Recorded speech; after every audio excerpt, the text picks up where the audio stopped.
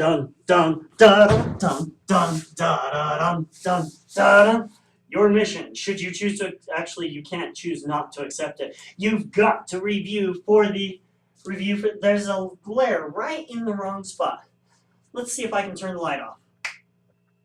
Yeah, no, now it's too dark in here. Alright, we'll learn to live with the glare. First up, let's review some vocabulary. You should be comfortable with picking out whether something is a statistic or a parameter. Does it have error or not? Is it categorical or numerical? Could you take an average or not?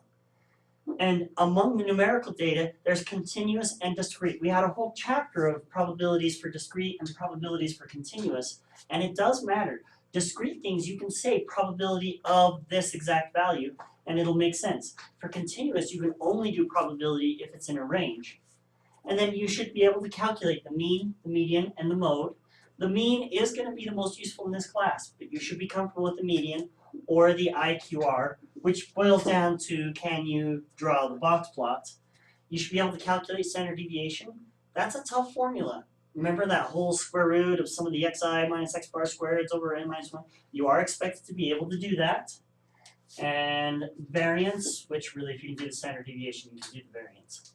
And you should be able to draw a box plot or a histogram and go back and forth between them, as well as the definition of probability in general, which leads to a whole series of equations.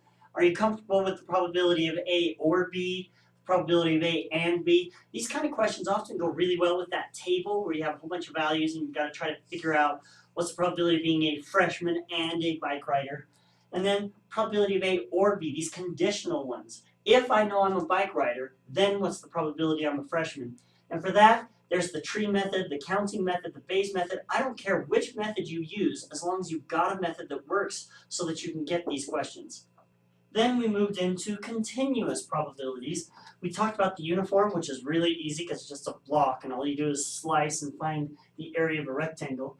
The normal distribution is more important. You should be comfortable with the notation, how it's written, and the picture for it, that bell curve with the sigma and the mu in just the right spot. And we can ask the kind of questions, what's the probability x is greater than 7? Or what's the probability it's greater than or equal to 7? Does that equal sign throw you off? Because it actually doesn't matter. What's the probability less than 7? Are you comfortable with whether it's a right-tailed or a left-tailed probability? Or within this range?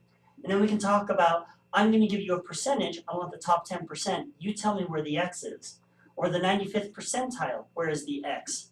On the other side, we have, there's an x with its own distribution, y with its own distribution. Can you take an x and turn it into a y? That's what we call the z-bridge in the videos. And then there's little tricks like, what if z is between 0 and 1? That's a trick because students often get confused. Was that a z-score or was that a probability? You should be able to keep that straight. Or give you a z-score of 495, so far out of where the applet goes that are you confused at what the probability would be?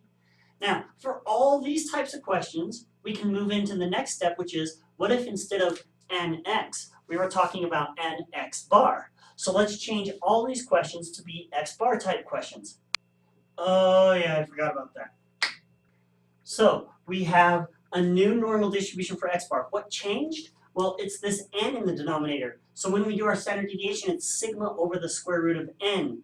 And as long as you know that part, none of the rest of this becomes tricky. Probability of x bar, sure, just make sure you got that sigma over square root of n. Greater than or equal to, less than, in some range, top 10%, 95th percentile, all the same types of questions, except we've skinnied up our distribution with that square root of n in the denominator. As for some tricks, we can still talk about z's that are out of range, or cannot do's. Be careful that you don't mess these up because it'll hurt you twice. You'll lose points for not noticing it was a cannot do, and you'll lose time spent on a question that you couldn't do. And then we have tricky ones like find the middle 95% of the range of the x bars. I hope you remember that question in the homework because it doesn't make sense unless you can picture how I'm saying find this range where 95% is in the middle. Or what's the probability it lands more than 5 away from the mean? Now we're finding probability out in those tails.